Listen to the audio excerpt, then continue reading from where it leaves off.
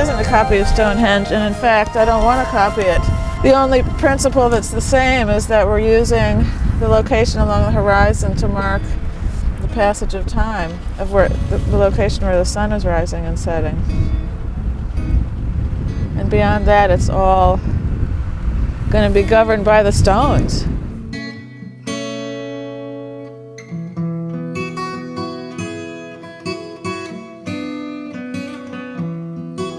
One of the things that I've learned about the Sunwheel is that it's much more than a calendar. Even 5,000 years ago was a place for people to come and learn about the sky and a community gathering spot. And I invite you to go visit the stones. Walk through the east and west portals. They're meant to be experienced.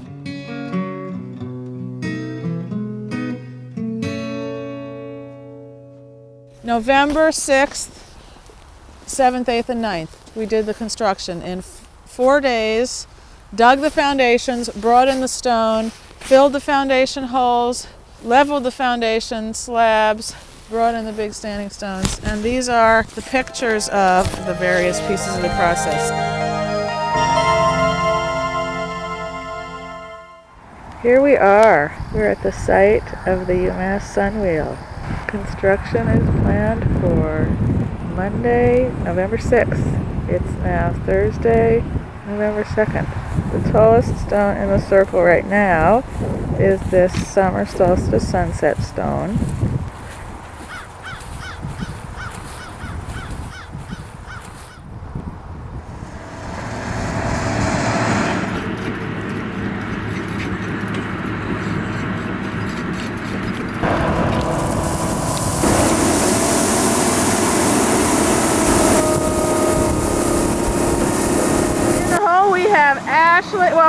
Walter in the hole and Ashley helping, and they're aligning the geotextile in all the holes.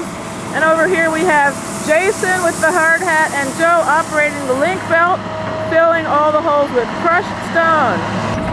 So each hole's gotten filled, say 18 inches below ground for the big holes, 12 inches below ground for the little holes.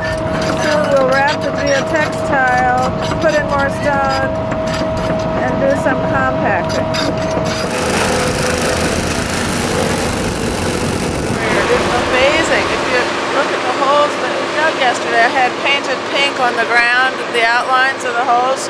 He went right up to the outline, and there's a hole, and it had, straight sides and smooth bottom. Very impressive. So we've got 6 more to compact. In fact, that 6 more, that's the main work for the heavy equipment.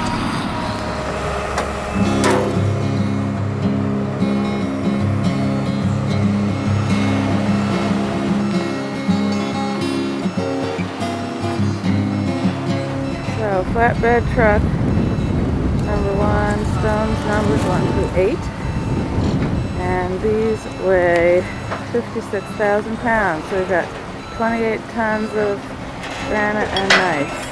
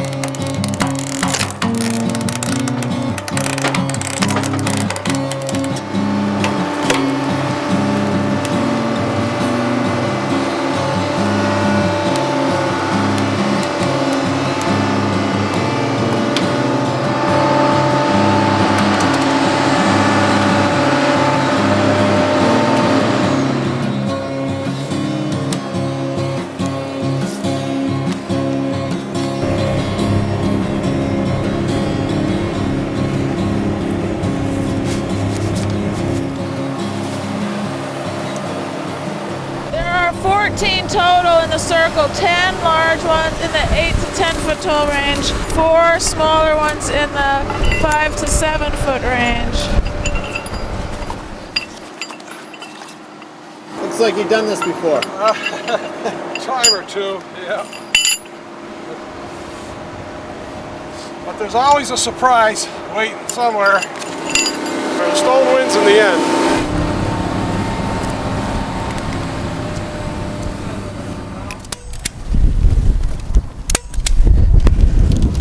stones, just to make sure that when we're all tired and busy that we get the right stone in the right place. And I had to figure out where to place each hole so that when the stone is there, which isn't necessarily a symmetric stone, its peak would be marking what I need to mark. So I had to measure, especially the stones that are odd shapes, several times. Sledgehammer for pounding in stakes, caution tape, paint for painting the tops of the stakes that are important, duct tape of course. 100-foot tape measure bought specially for the Sunwheel. I think we'll have it done by Friday sunset. Today's plan is unloading the next shipment of stones, and one by one then moving into each hole the large slab of granite that is going to be the base of the stone, and then we fill in around it with the crushed stone that's in that pile over there.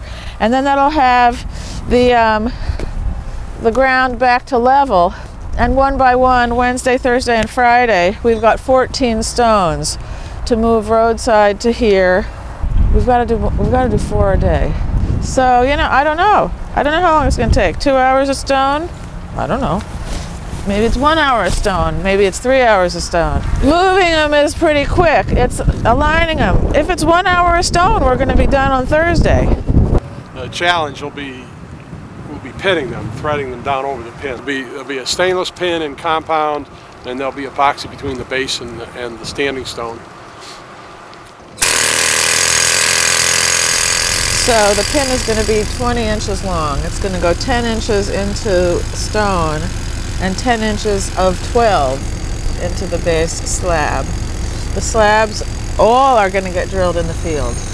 And that's going to be tomorrow and the rest of the week, because we don't know exactly where the stone and slab are going to sit, and it's very important where they sit. On the base of the stone, you know, you've got the hole. We're going to mark on the perimeter the ends of 2 perpendicular lines, that when the stone is vertical, we can see those endpoints, and we'll put pins in the ground so that we can extrapolate back, probably using some string attached to these pins, the exact spot then in the slab that we want to put the hole. And that all should be able to happen to an inch. The rocks! The rocks!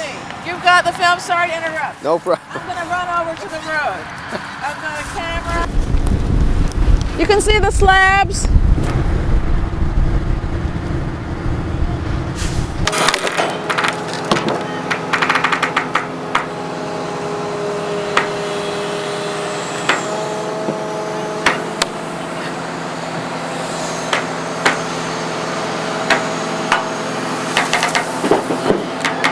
Each stone on its bottom has 2 numbers. The number 1 through 14 are where they go in the circle. The other number is pounds.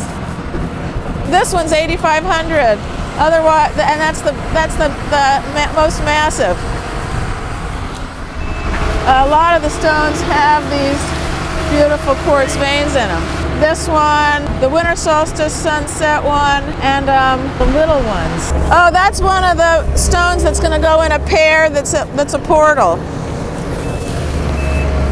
Oh, they're gorgeous. It is amazing. I mean, the pictures, if you can't see the stones up close, the pictures are what you get.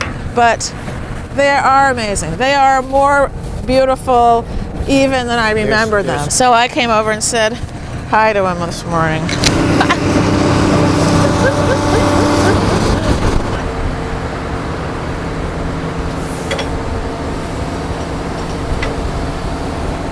This is the summer solstice sunset moonstone that goes next to that one. So it has stripes and that has stripes. We're not supposed to have favorites, but this one's my favorite. Really? Oh, yeah. Oh, it is gorgeous. The curves, smoothness of this joint, the undulation of this joint, plus the header, when it's standing, it's a very stable impression. This one is going to go next to the one that's my favorite, which has that long curve that goes 8-footer. This is going to be the winter solstice sunset stone.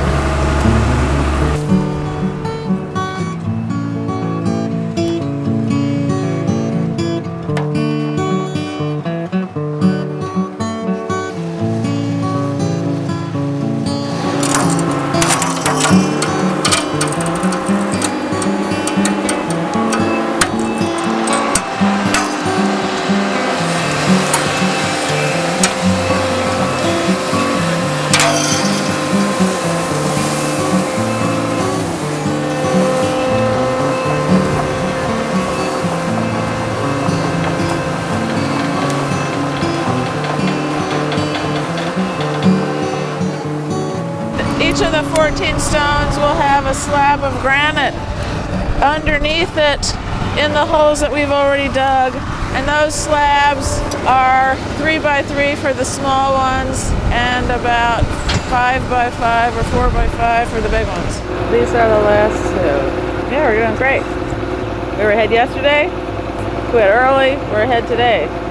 Not quitting early today, but we'll get more done. There are 12 slabs because the east and west portals are on a single piece of stone. Tomorrow is 1 by 1. Probably we'll start with what's closest to the roadside. Closest to getting, but it could get any of them. 1 by 1, take them to the spot. Carry them over in a sling vertically. Figure out the alignment. Once we have the alignment, to figure out where to drill a hole in the slab. So then it's moving the stone aside in the sling, drilling, and then standing the stone on it. That's first thing. It may even start this afternoon. If putting the slabs out goes, and we've still got a couple hours left, we'll probably put in the first stone today. And there's a good possibility of that, because I look at my watch, and although we've been here for a while, is it 11 o'clock yet? Not even, I don't think. No, it's quarter up. May stand a stone today, and otherwise it'll be the next couple days more of the same.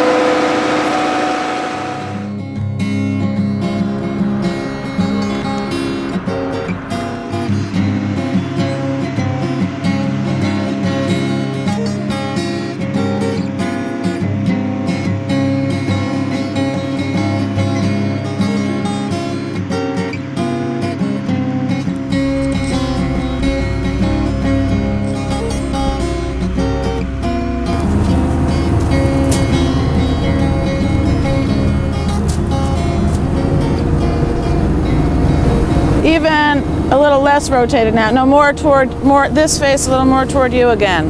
Good, good, good.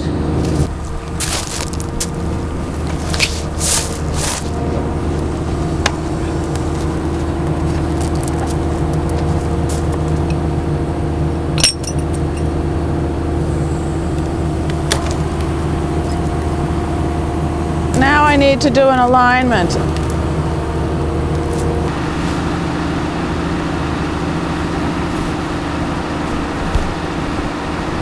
Ideally, it would move a couple of inches to the left. I don't know if such is possible.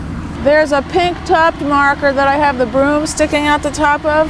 That is the observed direction of the winter solstice sunrise. So, Alan, over the top of this post to the top of the broom handle to the peak of the stone is, it's a couple of inches to this way. If we can move it a couple of inches that way, great. If you want to figure out the drilling point and then just move that a couple of inches, that's fine. I'm going to establish a drilling point, and you tell me right now how many inches north of that. To do it, I want the hole shifted relative to where we're going to mark it. And it's got to be inches at the stone, not inches at the ruler. Although inches here would be close enough. We've got these 4 marks. One's here, one's here, one's here, and the other one, I think that's it. But we'll know if it's perpendicular, because we'll have the 3, and this was a perpendicular line to that one.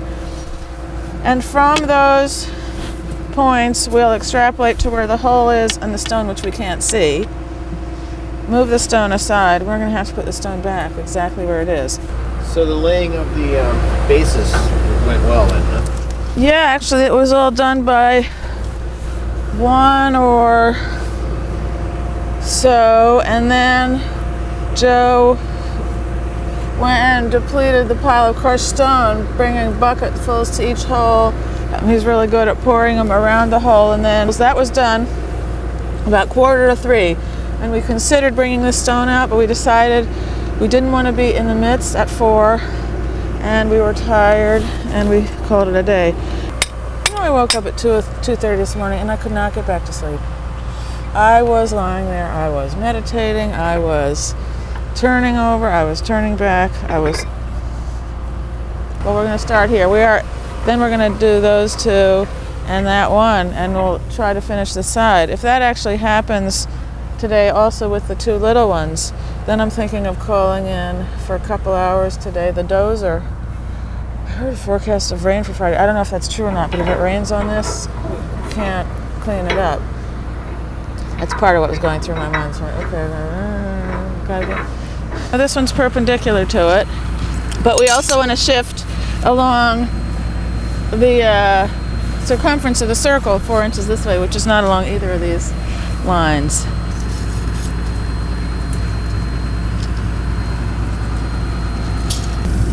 So that X, the point there, is the center. Looks like you're pretty sure about it. That's quite a thing to figure out. Yes.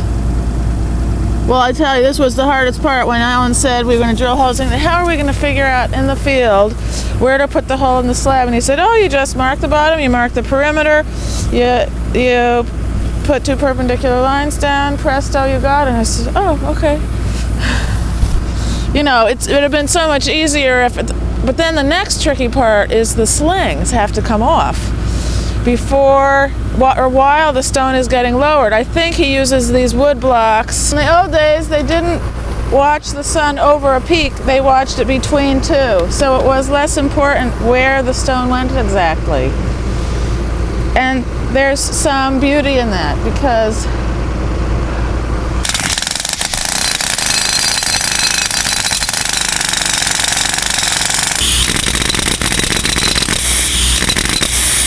there's going to be grout in the hole around the stainless steel pin, both in this one and in that one. And then we're going to put down about 5, but we have to know where the stone's going to be, spots of epoxy. That'll probably go last. When I asked the environmental engineers, couldn't we just do epoxy instead of this pin, they said, well, you don't know how it's going to degrade with time. And Alan says, it's not going to hurt to use it too. And I said, fine, let's do both. Oh, that's close. 11 and a half.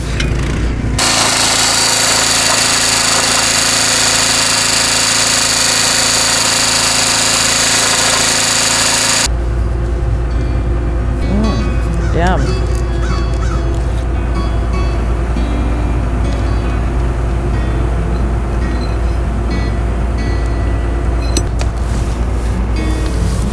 Now we have to do the same at the bottom of the stone.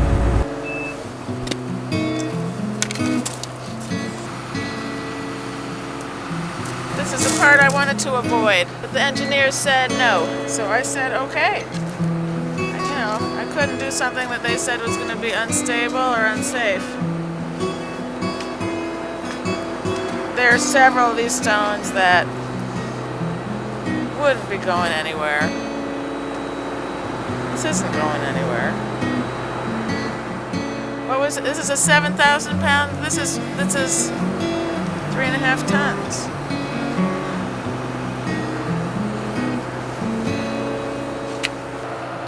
This is the slow going part, huh? Very slow, very slow.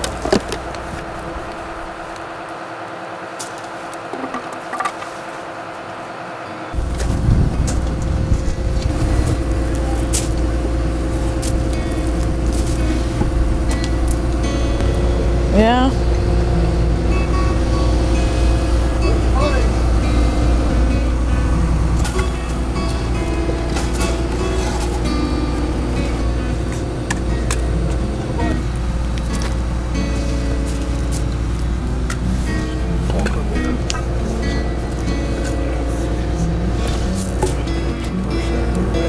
Funny thing is, by shifting the hull and rotating, it's not too far that way, so we really have to complete the rotation. I think that'll shift the top, should shift the top back. It's well on the pin, but the sling has to come out at some point. This mark, which is now an inch shifted that way, should be closer to over here, and the same, and then on the other side it'll shift back. Stop and let me check the other side. A little more shift, I think, will be perfect. Now, one more check. Yes, Al, you gotta come see this. It's like perfect. Okay.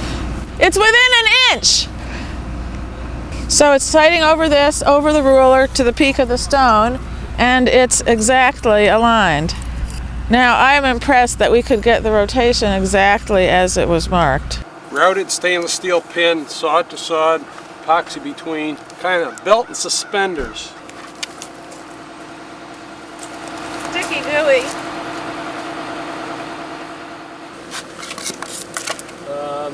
Maybe not completely out. Okay, I got give you. us a ½ an inch for my bar. Yep.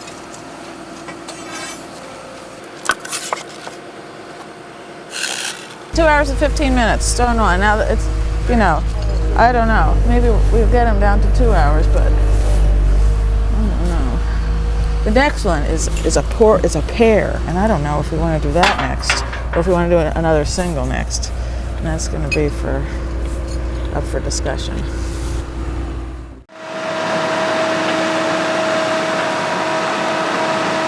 here comes number 9, huh? Here goes number 9.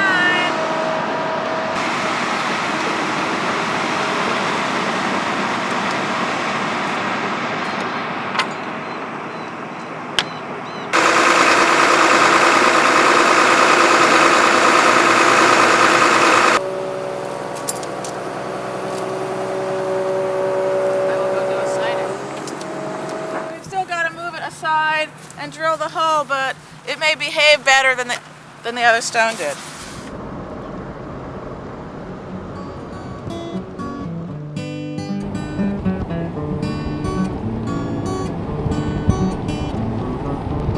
I was figuring out the times last night because the first one was 2 hours 15, number 9 was 1 hour 15, and that's 3.5 hours starting at 7, that's 10:30, but by 12 we had in 3 more. So the next 3 each just took a ½ hour. And then we took a break. We stopped at 3:30. People were getting very tired, and we knew that we had a half a day today. And the dozer's going to do the cleanup before the rain comes. Amazing. And there were so many people who came by yesterday who I know who have been to the Sunwheel before. It was tremendous fun. This is a hard stone. And Alan was saying that each stone had its own idiosyncrasies that make it hard to lift or manipulate or stand.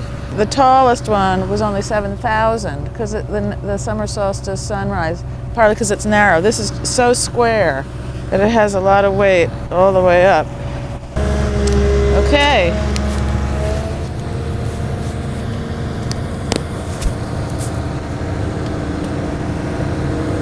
I'm gonna have to check.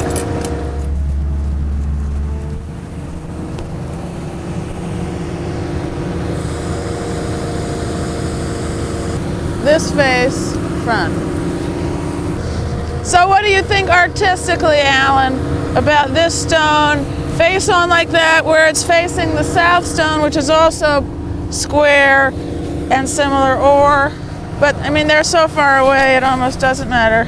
There's something I like about this face, and you still get to see the color. I'll turn it. Well, what do you like? I'm really asking for your opinion because I could see it both ways.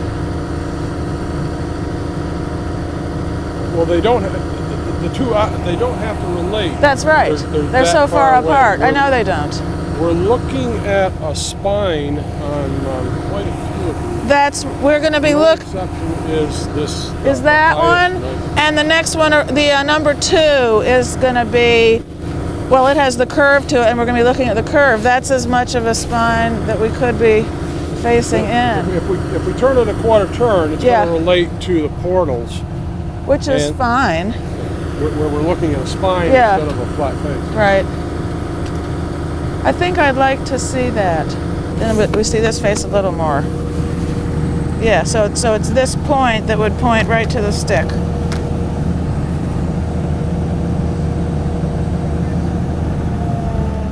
That looks good. Yeah, a couple inches that way. What I liked on this stone, originally I wanted to have the face with the indent facing forward. But then on my last trip to the quarry, when I really carefully walked around each stone, I said, oh, but look at these colors. So it's actually perfect to have both. And then the color shows when you walk in. Great. Whoops, it's lifting. Oh, you're trying to lift it. Right. I'm not tired.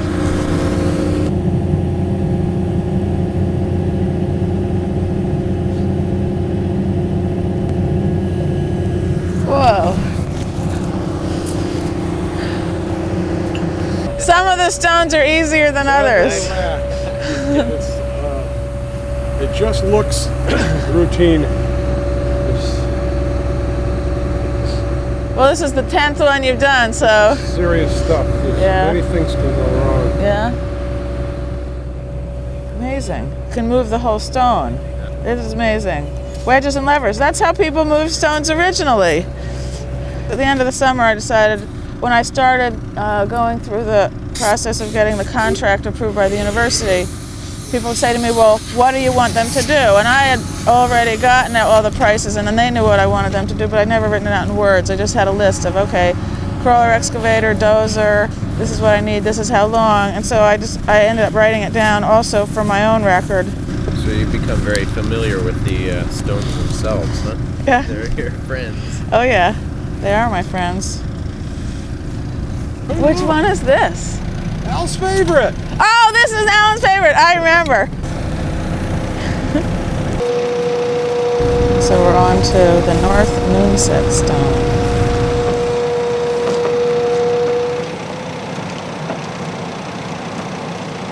Something like 4 inches that way. I like the angle that it is sitting.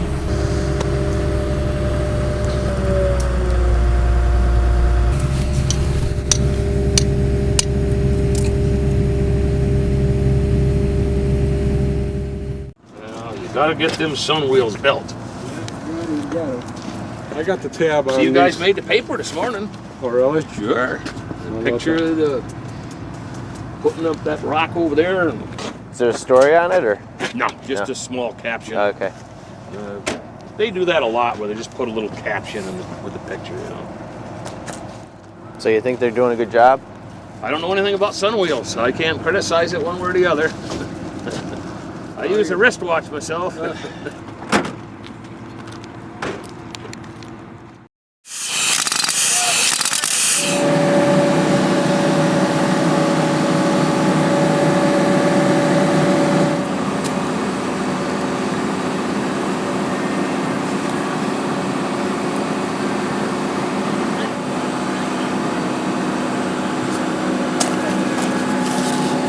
the rotation.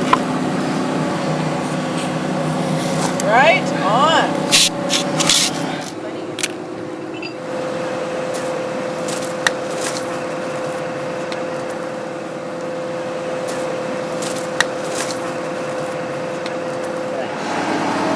Dun, dun, dun, dun,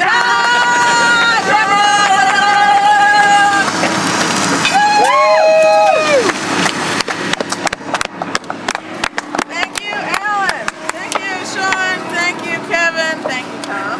Thank you, Jean. Thank you, Vanya. Thank you, Mary. And I don't know you, but thank you anyway. Why? Well, it's the last item on my list of everything that needs to happen this week is have a party.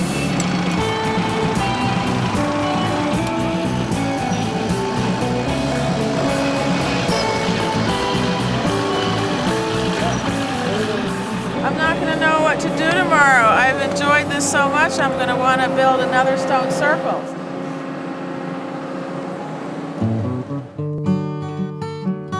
Luckily today we have enough clouds so that we can look in the direction of sunset actually from the center, which we'll do soon, and get a sense of where the sun's going to go down today relative to the west stone and the winter solstice sunset. And what I liked about these stones is they are totally natural out of the quarry in the shapes that they are. They've not been cut except flat on the bottom. And so what they're standing on a slab of granite that's also from the quarry that is a foot thick, and then beneath that is 2.5 feet of crushed stone. It's 112,000 pounds of stone in the standing stones and the supporting slabs, and it's 102 additional 1,000 pounds of crushed stone filling these holes. So last week we took delivery of a good 200,000 pounds. That's 100 tons. I knew what each stone looked like, and I knew where I wanted to put each stone, but I didn't have a sense of what the whole circle was going to look like or feel like. When the stones were about to be set on the ground, in about 3 cases, we decided to turn them a little so that a different side was visible, or you could then see 2 sides instead of just looking at one face. The very center is where you stand for watching the sunrise and set. And so I can stand with the center in line with me to where the sun is. Looks like we're going to get a beautiful sunset. Each stone is placed in exactly the direction so that its peak is going to mark the location on the horizon of, for example, the winter solstice sunset, or the summer solstice sunset, or the winter solstice sunrise. This circle is not in any way used for time of day. You have to consult some other timing device to get the time to come here for sunset. In the southern hemisphere, you'll get a nice warm day with the sun higher in the sky. At noon, if the students come, the sun is 24 degrees up, and a 10-foot stone would cast a 22-foot shadow. So if the same students come just, once a month for 6 months, from December to June, they would see the shadow at noon going from 20 feet down to 2 feet. One of the things that I've learned about the Sunwheel is that it's much more than a calendar. Even 5,000 years ago was a place for people to come and learn about the sky, and a community gathering spot. And I invite you to go visit the stones. They're meant to be experienced.